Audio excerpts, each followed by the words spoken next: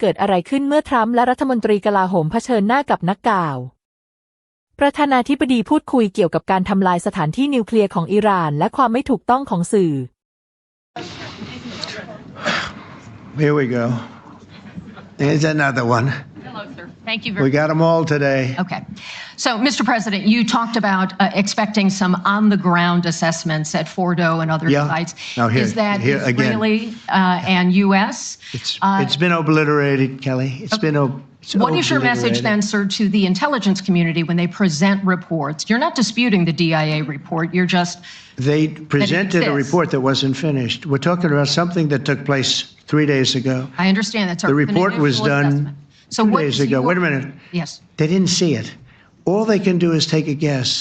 Now, if you take a look at the pictures, if you take a look how it's all blackened, you know the fire and brimstone is all underground because it's granite and it's all underground. You don't show it. But even there, with all of that being said, the whole area for 75 yards around the hole where it hit is black with fire. The group that's run by this gentleman, in fact, you may want to talk about it for a second because we're going to issue a report. And I think it's not even a very exciting report at this point. It's been obliterated, totally obliterated. And they did a report, but it was like, if you look at the dates, it's just a few days after it happened. Sir. So they didn't see it. They said it may be very severe. Understood. Do you have a message for the intelligence community, though, in terms of unvarnished information getting to you, that it's not... I don't really have a message. I would say issue the report when you know what happened. I wouldn't say that it could be severe or maybe not. They use the word severe. It could be severe or maybe it's not. So people like you picked up and said, oh, it's not severe. No, the report was not a complete report. Yeah, the message was probably wait till you know the answer before you... And, sir, did you not have a public component to your Zelensky meeting for a tactical reason with President Putin? Let him answer this one. Hello, Mr. Secretary. Yeah. There's a reason the president calls out fake news for what it is.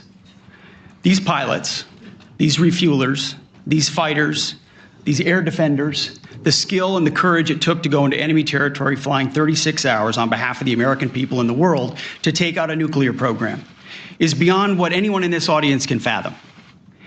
And then the instinct of CNN, the instinct of the New York Times is to try to find a way to spin it for their own political reasons to try to hurt President Trump or our country. They don't care what the troops think. They don't care what the world thinks. They want to spin it to try to make him look bad based on a leak. Of course, we've all seen plenty of leakers. And what do leakers do? They have agendas.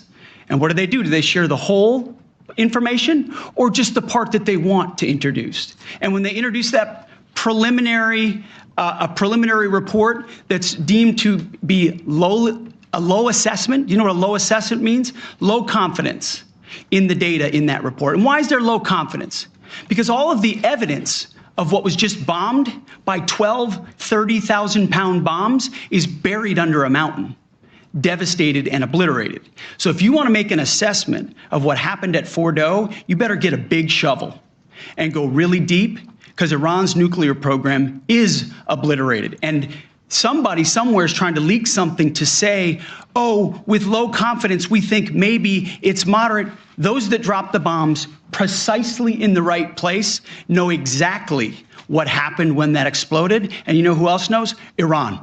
That's why they came to the table right away, because their nuclear capabilities have been set back beyond what they thought were possible because of the courage of a commander-in-chief who led our troops, despite what the fake news wants to say. But you're not disputing the report said what it said, even though it was initial.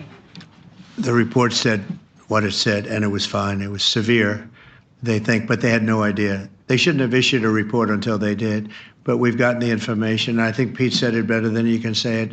And, you know, you should be proud, you, especially you, should be proud of those pilots, and you shouldn't be trying to demean them. No, those pilots flew at great risk, a big chance that they'd never come back home and see their husbands or their wives. Let me just tell you, you and NBC, fake news, which is one of the worst, and CNN, New York Times are all bad. They're sick. There's something wrong with them. But you know what? You should be praising those people instead of trying to find some.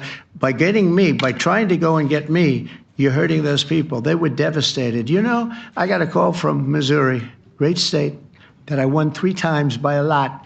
And I got a call that the pilots and the people on the plane were devastated because they were trying to minimize the attack. And they all said it was hit.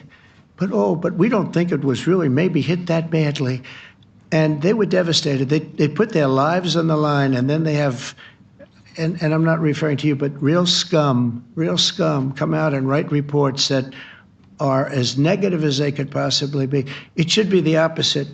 You should make them heroes and heroines. You should make them really people that they were so devastated when they heard this news. And you know what they said? One of them, I spoke to one of them, said, "Sir, we hit the site.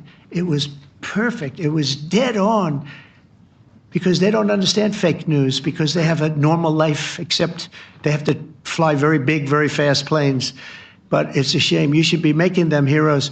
All right, in the back.